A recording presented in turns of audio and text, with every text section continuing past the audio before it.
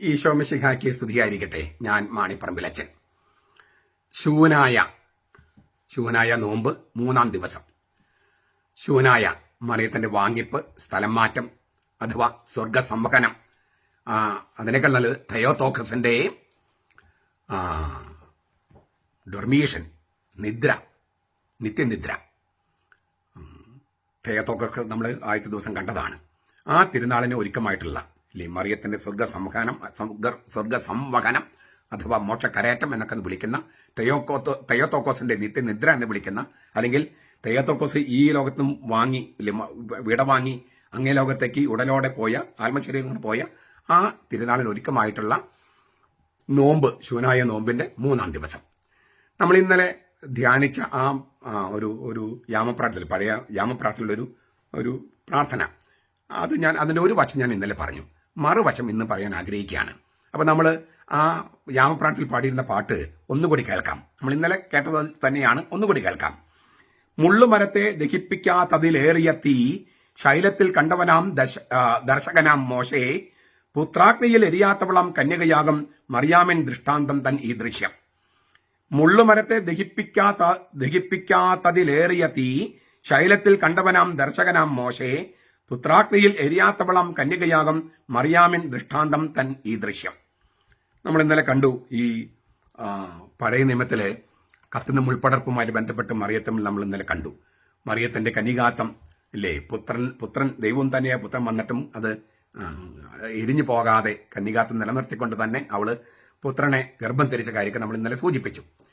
നമുക്ക് ഇന്ന് അതിന്റെ ഈ പുത്രാഗ്നിയിൽ എരിയാത്തവളാം എന്നുള്ളതിന് മറ്റൊരു അർത്ഥം കൂടിയുണ്ട്. അത് നമ്മളെ നേരിട്ട് ബാധിക്കുന്നതാണ്. അതുകൊണ്ട് നമുക്ക് ചിന്തിക്കാം. ആദ്യ മനുഷ്യനായ ആദം പാപം ചെയ്തു. അത് മനുഷ്യവംശത്തെ ആകെ ബാധിച്ചു. റോമാലേഖനം 5:12 പൗലോസ് പറയുന്നുണ്ട്, ഒരു മനുഷ്യനാൽ പാപവും പാപത്താൽ മരണവും ലോകത്തിൽ കടന്നു. അപ്രകാരം എല്ലാവരും പാപം ചെയ്യുകയാൽ മരണം സകല മനുഷ്യരിലേക്കും കടന്നിരിക്കുന്നു.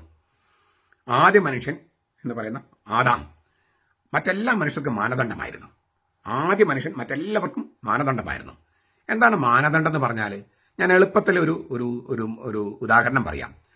ഈ മനുഷ്യന്റെ ഉത്ഭവത്തെക്കുറിച്ച് പരിണാമ സിദ്ധാന്തമാണ് ശാസ്ത്രം പഠിപ്പിക്കുന്നത്. അതൊരു സിദ്ധാന്തം മാത്രമാണ്, തെളിയിക്കപ്പെട്ടിട്ടില്ല. നമ്മൾ വിശ്വാസികൾക്ക് അത് അത്ര സ്വീകാര്യവുമല്ല. എങ്കിലും കുറെ പേർ അത് വിശ്വസിക്കുന്നുണ്ട്, യൂണിവേഴ്സിറ്റി പഠിപ്പിക്കുന്നുണ്ട്. അപ്പൊ അവർക്ക് വേണ്ടി അവർ ഉപയോഗിക്കുന്ന ഒരു ഉദാഹരണം നമുക്ക് പറയാം. വിശ്വാസികൾക്ക് അത്ര ആവശ്യമുള്ളതല്ല, പക്ഷെ നമുക്ക് വിശ്വാസത്തെ പഠിപ്പിക്കാൻ അത് ഉപയോഗിക്കുമെങ്കിൽ അതിൽ തെറ്റില്ലല്ലോ. ഈ പരിണാമ സിദ്ധാന്തം അനുസരിച്ച് ആദ്യ മനുഷ്യന്റെ അപ്പൻ ആരായിരുന്നു? പരിണാമ സിദ്ധാന്തം അനുസരിച്ച് ആദ്യത്തെ മനുഷ്യന്റെ അപ്പൻ നമുക്കൊന്നുകൂടി വ്യക്തമാക്കാം. പരിണാമ സിദ്ധാന്തം എന്ന് പറഞ്ഞ ശാസ്ത്രീയ സിദ്ധാന്തം അനുസരിച്ച് ആദ്യത്തെ മനുഷ്യന് മാനുഷിക പിതാവ് ഉണ്ടായിരുന്നോ? ആദ്യത്തെ മനുഷ്യന് മാനുഷിക പിതാവ് ഉണ്ടായിരുന്നോ? ഇല്ല. അപ്പൊ ആദ്യത്തെ മനുഷ്യന് ശാസ്ത്രം അനുസരിച്ച് മാനുഷിക പിതാവില്ല, പക്ഷെ അദ്ദേഹത്തിന്റെ മക്കളൊക്കെ മനുഷ്യരാണ്. ആദ്യ മനുഷ്യന് ശാസ്ത്രം അനുസരിച്ച് മാനുഷിക പിതാവില്ല ആദ്യത്തെ മനുഷ്യന്, പക്ഷെ അദ്ദേഹത്തിന്റെ മക്കളെല്ലാം മനുഷ്യരാകാൻ തുടങ്ങിയിരിക്കുന്നു. അപ്പോൾ ആദ്യ മനുഷ്യൻ ഒരു മാനദണ്ഡമാണ്. അവന് മാനുഷിക പിതാവില്ല, പക്ഷെ അവന്റെ മക്കളൊക്കെ മനുഷ്യരാണ്. അപ്പൊ ആദ്യ മനുഷ്യൻ ഒരു മാനദണ്ഡമാണ്. ഇതിനാണ് ഒരു മാനദണ്ഡത്തിന്റെ ഒരു ഉദാഹരണമാണ്, നല്ല ഉദാഹരണമാണിത്. ഈ ഉദാഹരണം നമുക്ക് അവസാനത്തെ മനുഷ്യൻ അപ്ലൈ ചെയ്ത് നോക്കിയാൽ, അവസാനത്തെ മനുഷ്യൻ ആരാണ്? 1 കൊരിന്തോസ് 15:45-48. അവസാനത്തെ മനുഷ്യൻ, അവസാനത്തെ ആദാം യേശുക്രിസ്തു. എന്തുകൊണ്ട് അവൻ അവസാനത്തെ എന്ന് പറയണേ? ഈ എസ്കാത്തോസ് എന്ന വാക്കിന് എല്ലാം തികഞ്ഞ മനുഷ്യൻ, മാതൃകാ മനുഷ്യൻ എന്നൊക്കെ തർജ്ജമ ചെയ്യാം. ദൈവം മനുഷ്യനായ ആളാണ് അവൻ. അപ്പോ ദൈവം ആദിയും അന്തവുമാണ്, ആദ്യത്തിലും അവസാനത്തിലുമാണ്. അവസാനത്തവൻ മധ്യത്തിലേക്ക് വന്നിരിക്കുന്നു, നടുവിലേക്ക് വന്നിരിക്കുന്നു. അതുകൊണ്ടാണ് അവസാനത്തെ മനുഷ്യൻ എന്ന് ക്രിസ്തുവിനെ വിളിക്കുന്നത് പൗലോസ്ലീഹ. ഈ അവസാനത്തെ മനുഷ്യൻ, ആദ്യത്തെ മനുഷ്യന് മാനുഷിക പിതാവില്ല, അവസാനത്തെ മനുഷ്യന് മാനുഷിക പിതാവുണ്ടോ? ഇല്ല. അവൻ പരിശുദ്ധാത്മാവിനാൽ കന്യകയായ മറിയത്തിന്റെ ഗർഭത്തിൽ വന്നു. അപ്പോൾ ആദ്യത്തെ മനുഷ്യനും അവസാനത്തെ മനുഷ്യനും മറ്റെല്ലാ മനുഷ്യർക്കും മാനദണ്ഡമാണ്. ആദ്യത്തെ മനുഷ്യൻ പാപത്തിനും ദൈവച്ഛായ എന്ന് പറഞ്ഞാലും പാപത്തിന് മാനദണ്ഡമായി. അവസാനത്തെ മനുഷ്യൻ കൃപയ്ക്ക് മാനദണ്ഡമായി. അപ്പൊ അവരെടുക്കുന്ന തീരുമാനം മറ്റെല്ലാവരും ബാധിക്കുമെന്നർത്ഥം. അതിനാണ് ഈ മാനദണ്ഡം എന്ന് പറയണേ. ആദ്യത്തെ മനുഷ്യന്റെ തീരുമാനം അവന്റെ വംശത്തിൽ പിറക്കുന്ന എല്ലാവരെയും ബാധിക്കുന്നു. ക്രിസ്തു എടുക്കുന്ന തീരുമാനം ക്രിസ്തുവിനോട് ബന്ധപ്പെട്ടിരിക്കുന്ന സകലരെയും ബാധിക്കുന്നു. ഇതിനെയാണ് ഈ മാനദണ്ഡം എന്ന് പറയണേ. അപ്പോ ഒരു കാര്യം കൂടി ചോദിക്കാം. ഈ സമയത്ത് ഈ പുത്രാഗ്നിയിൽ എരിയാത്തവളം കന്യകയാകും എന്നുള്ളതിന് ഒരു തെളിവ് കൂടി കിട്ടുകയാണ്. എന്താണ്? ശാസ്ത്രമനുസരിച്ച് ആദ്യത്തെ മനുഷ്യന് മാനുഷിക പിതാവില്ലാതെ ജനിക്കാൻ പറ്റുമായിരുന്നെങ്കിൽ ബൈബിൾ അനുസരിച്ച് അവസാനത്തെ മനുഷ്യന് മാനുഷിക പിതാവില്ലാതെ ജനിക്കാൻ പറ്റുമായിരുന്നില്ലേ? ഞാനത് ആവർത്തിക്കാം. ശാസ്ത്രമനുസരിച്ച് ആദ്യത്തെ മനുഷ്യന് മാനുഷിക പിതാവില്ലാതെ ജനിക്കാൻ പറ്റുമെന്ന് ശാസ്ത്രം അംഗീകരിക്കുന്നെങ്കിൽ ബൈബിൾ അനുസരിച്ച് അവസാനത്തെ മനുഷ്യന് മാനുഷിക പിതാവില്ലാതെ ജനിക്കാൻ പറ്റുമായിരുന്നില്ലേ? പറ്റുമായിരുന്നു. അപ്പോൾ കന്യകയുടെ ഗർഭധാരണത്തിൽ എന്തെങ്കിലും അശാസ്ത്രീയതയോ അസ്വാഭാവികതയോ ഉണ്ടോ? ഇല്ല. മഹാത്ഭുതമാണത്. പക്ഷെ അസ്വാഭാവികതയില്ല, അശാസ്ത്രീയതയില്ല. ആദ്യത്തെ മനുഷ്യന് മാനുഷിക പിതാവില്ലാതെ ജനിക്കാമെന്ന് ശാസ്ത്രം പഠിപ്പിക്കുന്നെങ്കിൽ അവസാനത്തെ മനുഷ്യനായ യേശുക്രിസ്തുവിന് മാനുഷിക പിതാവില്ലാതെ ജനിക്കാം. അതിനകത്ത് ഒരു അശാസ്ത്രീയതയും ഇല്ല. കന്യകയുടെ ഗർഭധാരണത്തിൽ ഒരു അശാസ്ത്രീയതയും ഇല്ല. പുത്രാഗ്നിയിൽ എരിയാത്തവളം കന്യകയാകും എന്നുള്ളതിന് ഒരു പുതിയ വ്യാഖ്യാനമാണ് ഞാൻ ഈ പറയുന്നത്. ശാസ്ത്രീയമായിട്ട് അവതരിപ്പിക്കാൻ പറ്റുന്ന ഒരു വ്യാഖ്യാനം. ഇനി ഇന്നത്തെ പോയിന്റ് അതല്ല. ഈ ആദ്യ മനുഷ്യൻ പാപം ചെയ്തപ്പോൾ ഞാൻ പറഞ്ഞല്ലോ, അവന്റെ തീരുമാനം മറ്റെല്ലാ മനുഷ്യരെയും ബാധിക്കുകയാണ്. അതിനാണ് ഉത്ഭവ പാപം എന്ന് വിളിക്കണേ. ആദ്യ മനുഷ്യൻ പാപം ചെയ്തപ്പോൾ ആ പാപം മൂലം ദൈവഛായയ്ക്ക് രണ്ട് വശമുണ്ട്. സ്വാഭാവിക ദൈവഛായയുണ്ട്, ധാർമ്മിക ദൈവഛായയുണ്ട്. സ്വാഭാവിക ദൈവഛായ മാറിപ്പോയില്ല, പക്ഷെ ധാർമ്മിക ദൈവഛായ മാറിപ്പോയി. അതായത് ഉത്ഭവപാപത്തിൽ ഈ ആദാവും പാപം ചെയ്തതുകൊണ്ടും അതേപോലെ മറ്റു മനുഷ്യർ പാപം ചെയ്തതുകൊണ്ടും ഒരു പാപാവസ്ഥ ലോകത്തിലുണ്ട്. അതിനാണ് ഉത്ഭവപാപം എന്ന് വിളിക്കുന്നത്. ഈ പാപാവസ്ഥയിലേക്കാണ് നാം എല്ലാവരും പറന്ന് വീഴുന്നത്. ഈ പാപസഞ്ചയത്തെ മാറ്റി നിർത്തിയിട്ടോ തട്ടി മാറ്റിയിട്ടോ നമുക്ക് ഈ ലോകത്തിലേക്ക് വരാൻ കഴിയില്ല. അതിൽ നിന്ന് ദൈവം ഒഴിവ് നൽകിയ ഒരേ ഒരു വ്യക്തി മറിയമാണ്, അമലോത്ഭവ.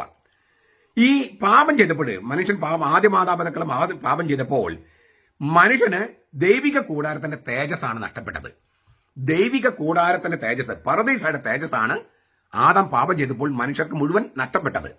അവന്റെ പാപം, അവന്റെ തീരുമാനം മറ്റെല്ലാ മനുഷ്യരും ബാധിക്കും. അതുകൊണ്ടാണ് മാനദണ്ഡമാണ്, നമ്മളത് കണ്ടു കഴിഞ്ഞു. സ്വാഭാവിക ദൈവിക ഛായ നിലനിന്നു, ധാർമ്മിക ദൈവിക ഛായ നഷ്ടപ്പെട്ടു. ഏതൻ തോട്ടത്തിൽ നിന്ന് പുറത്താക്കപ്പെട്ടു എന്ന് പറയുന്ന അർത്ഥം ഇതാണ്. പറുദീസയിൽ നിന്ന് പുറത്താക്കപ്പെട്ടു. ദൈവമായുള്ള ബന്ധവും ആ ബന്ധത്തിൽ നിന്ന് നമുക്കുണ്ടാകുമായിരുന്ന ദൈവിക തേജസ്സും നമുക്ക് നഷ്ടപ്പെട്ടു. ഈ ദൈവിക തേജസ്സിന്റെ കൂടാരത്തിലേക്ക് പുനഃപ്രവേശനം നൽകാൻ ദൈവം തന്നെ മനുഷ്യനായി നമ്മുടെ ഇടയിൽ കൂടാരമടിച്ചു. യോഹന്നാൻ 1:14. The word became flesh and pitched his tent among us എന്നാണ് ശരിക്കും നല്ല പരിഭാഷ. വചനം മാംസമായി നമ്മുടെ ഇടയിൽ കൂടാരമടിച്ചു. യോഹന്നാൻ 1:14. തന്റെ ദൈവിക തേജസ്സിലേക്ക് മനുഷ്യമക്കൾക്ക് പുനഃപ്രവേശനം നൽകാൻ ദൈവം മനുഷ്യനായി നമ്മുടെ ഇടയിൽ കൂടാരമടിച്ചു. എന്ന് വെച്ചാൽ കേടുപാട് വന്ന മനുഷ്യവംശം എന്ന നമ്മുടെ കൂടാരത്തെ നിത്യകൂടാരത്തിലേക്ക്, പറുദീസയിലേക്ക്, തേജസ്സിന്റെ നിത്യകൂടാരത്തിലേക്ക് പുനഃപ്രവേശനം നൽകാൻ ദൈവം തന്നെ മനുഷ്യനായി ഭൂമിയിലേക്ക് വന്നു, നമ്മുടെ ഇടയിൽ കൂടാരമടിച്ചു. ഈ അന്ന് സംഭവിച്ചതാണ് ഈ മനുഷ്യാവതാരം. ഈ കൂടാരമടിക്കല് ആ ചരിത്ര സംഭവം എന്ന രഹസ്യത്തിലേക്ക്, വീണ്ടെടുപ്പിലേക്ക്, രക്ഷാപദ്ധതിയിലേക്ക് ഇന്ന് നമുക്ക് എങ്ങനെ പ്രവേശിക്കാനാകും? അന്ന് ചരിത്രത്തിൽ സംഭവിച്ചത്, ഇന്ന് ആ രഹസ്യത്തിലേക്ക് നമുക്ക് എങ്ങനെ പങ്കെടുക്കാൻ പറ്റും? ആ രഹസ്യത്തില് എല്ലാ മനുഷ്യന്മാരിലും പ്രവേശിക്കണ്ടേ? ആ കാലത്തെ ആളുകൾ മാത്രം പോരല്ലോ. ഈശോ മനുഷ്യനായി ഭൂമിയിൽ ജീവിച്ച കാലത്തെ ആളുകൾക്ക് വേണ്ടി മാത്രമല്ലല്ലോ രക്ഷ, വീണ്ടെടുപ്പ്. നമ്മളെല്ലാവരും ആ വീണ്ടെടുപ്പിലേക്ക് പ്രവേശിക്കണം. എങ്ങനെ? നമുക്ക് ഭൂതകാലത്തിൽ മടങ്ങിപ്പോകാൻ പറ്റുമോ? ഇല്ല. ചരിത്രത്തിലേക്ക് മടങ്ങിപ്പോകാൻ പറ്റുമോ? ഇല്ല. അതേസമയം ഭൂതകാലത്തെ വർത്തമാനത്തിൽ സന്നിഹിതമാക്കാൻ, ആവിഷ്കരിക്കാൻ കർത്താവിന് കഴിയും. അതിനുവേണ്ടി അവൻ സ്ഥാപിച്ചതിനെയാണ് കൂദാശ എന്ന് പറയുന്നത്. കൂദാശയുടെ മാത്രമേ നമുക്ക് ഈ രഹസ്യത്തിലേക്ക് കടക്കാൻ പറ്റൂ. ഭൂതകാലത്ത് നടന്ന, ചരിത്രത്തിൽ നടന്ന ആ രഹസ്യത്തിലേക്ക് ഇന്ന് നമുക്ക് നടക്കാൻ കഴിയുന്നത് കൂദാശയിലൂടെ മാത്രമാണ്. എന്താണ് കൂദാശ? എളുപ്പത്തിൽ പറഞ്ഞാൽ തിരുവചനത്തിന് ജീവൻ വയ്ക്കുന്ന മണിക്കൂർ, തിരുവചനമാകുന്ന വിത്ത് പൊട്ടിമുളച്ച് ഫലം ചൂടുന്ന മണിക്കൂർ എന്ന് വേണേൽ പറയാം. ഖാദോഷ് എന്നാണ്, ഖാദോഷ് എന്നൊക്കെയാണ് ഹീബ്രുവില്. സുറിയാനിയിൽ കൂദാശ, പരിശുദ്ധന്റെ പ്രവൃത്തി, പവിത്ര പ്രവൃത്തി എന്നൊക്കെ അർത്ഥം. നമ്മൾ ഇന്നത്തെ ഒരു വീഡിയോയിൽ, ഈ ലിറ്റർജിയെ കുറിച്ചുള്ള വീഡിയോയിൽ ക്രിസ്തുവിന്റെ പ്രവൃത്തി എന്ന് ഞാൻ വ്യാഖ്യാനിച്ചിട്ടുണ്ട്. അപ്പൊ ഞാൻ കൂടുതൽ ഇവിടെ നൽകുന്നില്ല. പരിശുദ്ധന്റെ പ്രവൃത്തി, ഖോദേശ്, കൂദാശ 500-ലധികം പ്രാവശ്യമാണ് പഴയ നിയമത്തിൽ ഈ ഖാദോഷ് അല്ലെങ്കിൽ ഖോദേശ് എന്ന വാക്ക് ഉപയോഗിച്ചിരിക്കുന്നത്. സുറിയാനി കൂദാശ. ഭൂമിയിൽ ജീവിച്ച ഈശോയിലേക്ക്, ആ വചനം മാംസമായി നിത്യകൂടാരത്തിലേക്ക് നമുക്ക് ഇന്ന് കടക്കാൻ കഴിയുന്നത് ഈ കൂദാശയിലൂടെ മാത്രമാണ്. പവിത്ര പ്രവൃത്തി എന്ന് പറയുന്ന ക്രിസ്തുവിന്റെ പ്രവൃത്തിയിലൂടെ മാത്രമാണ്. അത് എങ്ങനെ സംഭവിക്കുന്ന കാര്യങ്ങളൊക്കെ ഞാൻ ഇന്നത്തെ വീഡിയോയിലും പറഞ്ഞിട്ടുള്ളത് കൊണ്ട് ഞാൻ കൂതാശയുടെ ഒരു ഭാഗം മാത്രം പറയാം. വിശുദ്ധ കുർബാന നൽകുമ്പോൾ സീറോ മലങ്കര കത്തോലിക്ക സഭയില് വൈദികൻ പറയുന്ന മനോഹരമായ ഒരു വാക്കുണ്ട്. നമ്മുടെ ദൈവമായ മിശിഹായുടെ ശരീര രക്തങ്ങളാകുന്ന പാപപരിഹാരപ്രദമായ തീക്കട്ട സത്യവിശ്വാസിക്ക് നൽകപ്പെടുന്നു. ഇത് പറഞ്ഞിട്ടാണ് അച്ഛൻ ദിവ്യീകരണം കൊടുക്കുന്നത്. നമ്മുടെ ദൈവമായ മിശിഹായുടെ ശരീര രക്തങ്ങളാകുന്ന പാപപരിഹാരപ്രദമായ തീക്കട്ട സത്യവിശ്വാസിക്ക് നൽകപ്പെടുന്നു. തീക്കട്ട പുത്രാഗ്നിയാൽ എന്ന വാക്കിന്റെ നമ്മൾ ചർച്ച ചെയ്യാൻ വേണ്ടി ഇത്ര നമ്മൾ പറഞ്ഞു വന്നു കേട്ടോ. തീക്കട്ട ഏതാണ് തീക്കട്ട? പെട്ടെന്ന് നമ്മുടെ മനസ്സിലേക്ക് വരുന്നത് യെശയ്യാ പ്രവാചകന്റെ പുസ്തകത്തിൽ 6-ാമത്തെ അധ്യായം 1 മുതൽ 7 വരെ വാക്യങ്ങളാണ്. കർത്താവ് ഉയർത്തപ്പെട്ടതും പൊക്കമുള്ളതുമായ ഒരു സിംഹാസനത്തിൽ ഉപവിഷ്ടനായിരിക്കും ഞാൻ കണ്ടു. അവിടുത്തെ വസ്ത്രാഞ്ചലം രാജമന്ദിരം മുഴുവൻ നിറഞ്ഞു നിന്നു. സെറാഫുകൾ അവിടുത്തെ ചുറ്റും നിന്നു. അവയ്ക്ക് 6 ചിറകുകൾ ഉണ്ടായിരുന്നു. 2 ചിറകുകൾ കൊണ്ട് അവർ മുഖം മറച്ചു, 2 ചിറകുകൾ കൊണ്ട് പാദങ്ങൾ മറച്ചിരുന്നു, 2 ചിറകുകൾ കൊണ്ട് പറന്നു. ഒന്ന് മറ്റൊന്നിനോട് ഉദ്ഘോഷിച്ചു, സൈന്യങ്ങളെ യാഹ്വേ പരിശുദ്ധൻ പരിശുദ്ധൻ പരിശുദ്ധൻ, സർവ്വഭൂമിയുമർത്ത് തേജസ് കൊണ്ട് നിറഞ്ഞിരിക്കുന്നു. ആർത്ത് വിളിക്കുന്ന അവയുടെ ശബ്ദഘോഷത്താൽ ഭൂമുഖത്തിന്റെ അടിസ്ഥാനങ്ങൾ കുലുങ്ങി, ആലയം ധൂമപൂരിതമാവുകയും ചെയ്തു. അപ്പോൾ ഞാൻ പറഞ്ഞു, അയ്യോ എനിക്ക് കഷ്ടം, ഞാൻ നശിച്ചു, ഞാൻ ശുദ്ധിയില്ലാത്ത അധരങ്ങളുള്ള മനുഷ്യനാണ്, അശുദ്ധമായ അധരങ്ങളുള്ള ജനത്തിന് അതിൽ വസിക്കുന്നവനുമാണ്. സൈന്യങ്ങളെ യാഹ്വേയായ രാജാവിനെ നയനങ്ങൾ ദർശിച്ചുവല്ലോ. അപ്പോൾ സെറാഫുകളിലൊന്ന് ബലിപീഠത്തിൽ നിന്ന് കൊടിൽ കൊണ്ട് ഒരു തീക്കനലെടുത്ത് എന്റെ കയ്യിൽ പിടിച്ചുകൊണ്ട് എന്റെ അടുക്കൽ പറന്നു വന്നു. അവനത് എന്റെ അധരങ്ങളെ സ്പർശിച്ചിട്ട് പറഞ്ഞു, ഇത് നിന്റെ അധരങ്ങളെ സ്പർശിച്ചിരിക്കുന്നു, നിന്റെ മാലിന്യം നീക്കപ്പെട്ടു, നിന്റെ പാപം മാറ്റപ്പെട്ടിരിക്കുന്നു. ഈ പ്രാർത്ഥന അച്ഛന്മാര് ഇത് കേൾക്കുന്നുണ്ടെങ്കിൽ, ഈ വീഡിയോ കേൾക്കുന്ന നിങ്ങൾക്ക് പെട്ടെന്ന് ഓർമ്മ വരുമല്ലോ. നിങ്ങൾ ഈ ബേമയിൽ നിന്നും മധുബഹയിലേക്ക് കയറി ചെന്നിട്ട് ഒരു കൂശാപ്പ പ്രാർത്ഥന ചൊല്ലും. 2ാമത്തെ കൂശാപ്പ പ്രാർത്ഥന എനിക്ക് തോന്നുന്നു ഇത് ഇല്ലേ. ബലിപീഠത്തിൽ ചെല്ലുമ്പോൾ നമ്മൾ പ്രാർത്ഥിക്കുന്നത്, എനിക്ക് ദുരിതം, ഞാൻ അസ്വസ്ഥനായിരിക്കുന്നു, കാരണം എന്റെ അധരങ്ങൾ അശുദ്ധമാണ്, അശുദ്ധമായ അധരങ്ങളുള്ളവരുടെ മധ്യ ഞാൻ വസിക്കുന്നു. ബലവാനും കർത്താവുമായ ദൈവത്തെ ഞാൻ കണ്ടു, ഇത് ദൈവത്തിന്റെ ഭവനമല്ലാതെ മറ്റൊന്നുമല്ല ഇല്ലേ എന്ന് പറഞ്ഞിട്ട് ഇങ്ങനെ പ്രാർത്ഥിക്കല്ലേ. അതായത് ദൈവത്തിന്റെ ആലയമാണത്, ദൈവത്തെ മുഖത്തോടുമ്പം കാണുകയാണ്. അപ്പോൾ പാപാവസ്ഥയെക്കുറിച്ച് ഈ യേശയ്യാ പാപാവസ്ഥയെക്കുറിച്ച്, തന്റെ പാപാവസ്ഥയെക്കുറിച്ച് ബോധവാനായതുപോലെ പുരോഹിതൻ പാപാവസ്ഥയെക്കുറിച്ച് ബോധവാനാകാണ്. എന്നിട്ട് അവിടെ നിൽക്കാൻ അസ്വസ്ഥനായിട്ടാണ് തിരിഞ്ഞു നിന്ന് ജനങ്ങളോട് പറയുന്നത്, ഈ കുർബാനയുടെ കരങ്ങൾ വഴി പൂർത്തിയാക്കാൻ നിങ്ങൾ എനിക്ക് വേണ്ടി പ്രാർത്ഥിക്കുക, എനിക്കൊന്ന് ശക്തി തരും, എനിക്കിവിടെ നിൽക്കാൻ വയ്യ, ഞാൻ ദൈവത്തെ മുഖത്തോടുമ്പം കാണുകയാണ്. അപ്പൊ ഇതുകൊണ്ടാണ് ഈ ദേവാലയം വീഡിയോ ഒക്കെ ഇട്ട് മറക്കണമെന്ന് പറയണേ. കാരണം സ്വർഗത്തിലേക്ക് പ്രവേശിക്കുകയാണ്, സ്വർഗത്തിലേക്ക് കടക്കുകയാണ് വൈദികൻ. ഈ ഭൂമി എന്ന് പറഞ്ഞ കൈക്കല, ജനങ്ങൾ നിൽക്കുന്ന സ്ഥലം, അതിന്റെ അവിടുന്ന് ഒരു ഉയർത്തപ്പെട്ട പീഠത്തിലാണ് ബേമ എന്ന് പറയണേ. അവിടെ നിന്നും അച്ഛൻ സ്വർഗത്തിലേക്ക് പോവുകയാണ്. സ്വർഗത്തിൽ ചെല്ലുമ്പോൾ ദൈവത്തിന്റെ ആലയത്തിൽ കടക്കുകയാണ്, ദൈവത്തെ മുഖത്തോടെ കാണുകയാണ്. അപ്പൊ അച്ഛനാകെ അസ്വസ്ഥനാകുകയാണ്. അപ്പോഴാണ് പറഞ്ഞ് ജനത്തോട് പറയുന്നത്, എനിക്ക് വേണ്ടി പ്രാർത്ഥിക്കുക, ഈ കുർബാനന്റെ കരങ്ങൾ വഴി പൂർത്തിയാക്കാൻ നിങ്ങൾ എനിക്ക് വേണ്ടി പ്രാർത്ഥിക്കൂ എന്നൊക്കെ പറയണേ. അപ്പോൾ ഇതേ ദർശനം തന്നെയാണ്. അപ്പം ഇങ്ങനെ യെശയ്യാ ആകെ വല്ലാതെ അസ്വസ്ഥനായപ്പോൾ സെറാഫുകളിലൊന്ന് കൊടിലുകൊണ്ട് ഒരു തീക്കട്ടയെടുത്ത് അവന്റെ അധരങ്ങളെ സ്പർശിച്ചു. നമ്മൾ ഇന്നലെ കണ്ടു, കത്തുന്ന മുൾപ്പടർപ്പിൽ ദൈവം, തീക്കട്ട, കത്തുന്ന മുൾപ്പടർപ്പിലെ തീക്കട്ട ദൈവമാണ്. സെറാഫുകളിലൊന്ന് കൊടിലുകൊണ്ട് ഈ തീക്കട്ടയെടുത്ത്, കത്തുന്ന മുൾപ്പ തീക്കട്ടയെടുത്ത് യെശയ്യായെ സ്പർശിച്ചു, അവൻ ശുദ്ധമായി. ഈ യെശയ്യായുടെ പാപം കത്തിപ്പോയി, യെശയ്യ കത്തിപ്പോയില്ല. അതാണ് ദൈവത്തിന്റെ രീതി. ഇതാണ്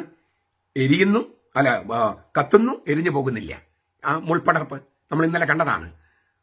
ഈ ദർശനം, ഈ യെശയ്യായുടെ ദർശനം യാഥാർത്ഥ്യമാകുകയാണ് കുർബാനയിൽ. ഇപ്പൊ സെറാഫിന് പകരം നിൽക്കുന്നത് വൈദികനാണ്. വൈദികൻ ഈ കത്തുന്ന മുൾപ്പടർപ്പായ ദൈവത്തെ എടുത്ത്, തീക്കട്ടയെടുത്ത് ഈ മനുഷ്യർക്ക് സത്യവിശ്വാസി കൊടുക്കുകയാണ്. സത്യവിശ്വാസിയുടെ ചുണ്ടുകളില് തീക്കട്ട സ്പർശിക്കുകയാണ്. സെറാഫുകളുടെ സ്ഥാനത്ത് വൈദികൻ നിന്ന് ഈ തീക്കട്ട. അപ്പോൾ നമ്മിലേക്ക് കർത്താവ് കടക്കുകയാണ്. മറിയത്തിന്റെ ഗർഭത്തിൽ കിടന്ന അതേ കർത്താവാണ് നമ്മളിലേക്ക് വരുന്നത്. പുത്രാഗ്നിയാൽ എരിയാത്തവളം കന്യകയാകും മറിയം. പുത്രൻ അഗ്നിയാണ്, കത്തുന്ന മുൾപ്പടർപ്പാണ്, തീക്കട്ടയാണ്, എന്നിട്ടും എരിഞ്ഞു പോയില്ല കന്യകയായ മറിയം. ആ പുത്രൻ, അഗ്നിയായ പുത്രൻ, തീക്കട്ടയായ പുത്രൻ, കത്തുന്ന മുൾപ്പടർപ്പായ പുത്രൻ നമ്മുടെ ഉദരത്തിലേക്ക് വരുന്നു, ഹൃദയത്തിലേക്കല്ല. ഈ കുർബാന സ്വീകരിക്കുമ്പോൾ ഹൃദയത്തിൽ പോയാൽ ഉടനെ ആശുപത്രി കൊണ്ടുകൊണ്ടി വരും. ഉദരത്തിലേക്ക് പോകുന്നു. ഉദരത്തിൽ ചെന്നിട്ട് എന്താ സംഭവിക്കുന്നത്? നമ്മുടെ മാംസത്തിന്റെ മാംസവും രക്തത്തിന്റെ രക്തവുമായിട്ട് ഒന്നാകുന്നു. എന്നിട്ടും നമ്മൾ കത്തിപ്പോകുന്നില്ല, എരിഞ്ഞു പോകുന്നില്ല. പുത്രാഗ്നിയാൽ എരിയാത്തവളാം കന്യകയാകും മറിയമെന്ന് പറഞ്ഞത് ക്രിസ്ത്യാനികൾക്കും ബാധകമാകുകയാണ്. പുത്രാഗ്നിയാൽ എരിയാത്തവരാം ക്രിസ്ത്യാനി. പുത്രാഗ്നിയാൽ എരിയാത്തവരാം ക്രിസ്ത്യാനി. കന്യകയായ മറിയത്തിന്റെ ഗർഭത്തിൽ കിടന്ന അതേ കർത്താവ് ഇപ്പോൾ നമ്മുടെ ഉള്ളിലേക്ക് വരുന്നു, നമ്മുടെ ഉദരത്തിൽ കിടക്കുന്നു. എന്നിട്ട് നമ്മൾ എരിഞ്ഞു പോകുന്നില്ല. എന്തുകൊണ്ട് എരിഞ്ഞു പോകുന്നില്ല? മാമോദിസ സ്വീകരിക്കുമ്പോൾ നമ്മൾ പരിശുദ്ധാത്മാവിനാൽ വലയം ചെയ്യപ്പെടുകയാണ്. ക്രിസ്തുവിനെ ധരിക്കുവനെന്നാണ് പറയണേ, ഇല്ലേ? വസ്ത്രം ധരിക്കുന്ന പോലെ പരിശുദ്ധാത്മാവിനെ കൊണ്ട് പൊതിയാണ്. അപ്പോൾ നമ്മുടെ ശരീരം തന്നെ പരിശുദ്ധാത്മാവിന്റെ ആലയമാകും. പരിശുദ്ധാത്മാവിന്റെ ആലയമാകും നമ്മുടെ ശരീരം തന്നെ. കൊരിന്തോസ്യർക്ക് എഴുതിയ ലേഖനത്തിൽ പൗലോസ് അത് വളരെ വ്യക്തമായിട്ട് ആവിഷ്കരിച്ചിട്ടുണ്ട്. കുർബാന സ്വീകരിക്കും, മാമോദിസ സ്വീകരിക്കുമ്പോൾ നമ്മൾ പരിശുദ്ധാത്മാവിന്റെ ആലയമായി മാറും. കുർബാന സ്വീകരിക്കുമ്പോൾ നമ്മുടെ ഉദരം സക്രാരിയായിട്ട് മാറും. സഞ്ചരിക്കുന്ന, ജീവിക്കുന്ന സക്രാരി. പള്ളികളിലിരിക്കുന്ന ആ പെട്ടിയുണ്ടല്ലോ, അതിനേക്കാളും അതൊരു ഡൈനാമിക് അല്ലല്ലോ. അതൊരു ഡൈനാമിക് അല്ല, അതൊരു കാരാഗ്രഹമാണ്, സ്നേഹത്തിന്റെ കാരാഗ്രഹം. കർത്താവ് നമ്മൾ കാത്തിരിക്കുന്ന കാരാഗ്രഹമാണ്. ആ സക്രാരിയേക്കാൾ ജ്വലിക്കുന്ന, ഡൈനാമിക്കായ, സഞ്ചരിക്കുന്ന, ജീവിക്കുന്ന സക്രാരിയാണ് നമ്മുടെ ഉദരം. പുത്രാഗ്നിയാൽ എരിഞ്ഞു പോകാത്ത ക്രിസ്ത്യാനി. ഇത് കത്തോലിക്കർക്ക് മാത്രം, അല്ലെങ്കിൽ കത്തോലിക്ക പാരമ്പര്യമുള്ളവർക്ക് മാത്രമേ ചേരൂ കേട്ടോ. അതുകൊണ്ട് ശൂനായ നോമ്പും ഈ കത്തോലിക്ക പാരമ്പര്യമുള്ളവർക്കേ ചേരൂ. യഹോവ സാക്ഷികൾ, പെന്തക്കോസ്തുകാര്, ദൈവസഭക്കാര്, അങ്ങനെ കത്തോലിക്ക സഭ വിട്ടുപോയ ആളുകളൊക്കെ കത്തോലിക്ക സഭയ്ക്ക് തിരിച്ചു വരിക. അപ്പോൾ പുത്രാഗ്നിയാൽ എരിയാത്തവനാം ക്രിസ്ത്യാനി എന്നത് നിങ്ങൾക്കും ചേരും, നിങ്ങൾക്കും സാധിക്കും. നമ്മുടെ കർത്താവ് യേശു മിശിഹായുടെ കൃപയും പിതാവായ ദൈവത്തിന്റെ സ്നേഹവും പരിശുദ്ധാത്മാവിന്റെ സഹവാസവും നാം എല്ലാവരോടും കൂടി ഉണ്ടായിരിക്കട്ടെ, ഇപ്പോഴും എപ്പോഴും എന്നേക്കും. ആമേൻ.